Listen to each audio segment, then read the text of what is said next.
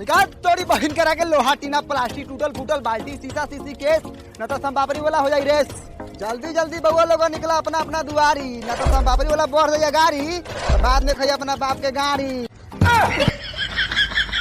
मन लागे न कमावा में अगर फट जाला घमावा में। कर बहन चोदो इतनी गर्मी होती है यहाँ मना करा तो फ्रिजिया गणियम डाल लें और पलकवा कोच के चालू कर दें। गाड़ फाड़ गर्मी होते एकदम। हम नहीं करब घोप घोप गर्मी में गरमाइल बाड़ू।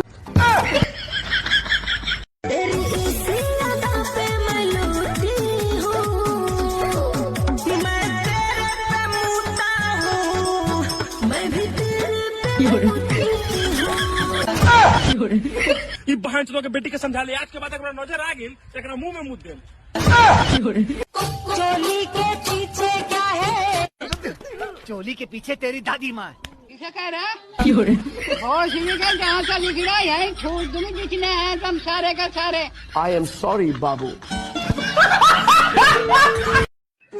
करेजा जब तोके छोड़ के जही के रहा तो तोरी माई के चोदो सूरतिया का छोड़वा देलू।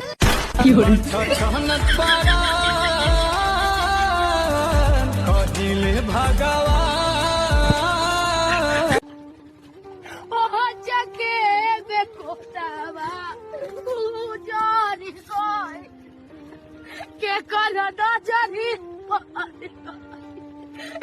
प्रियंका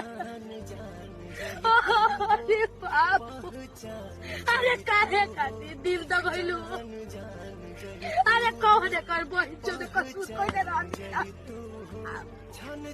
अरे राधे दादा अरे जिया जिया तो नहीं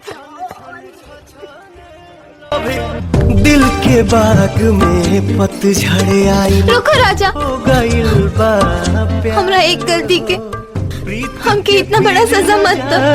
दिल से हमके एक बार पलट के तो देखो। चार हो जोरे हारा जैया तो के गईनी हम भुलाई रे।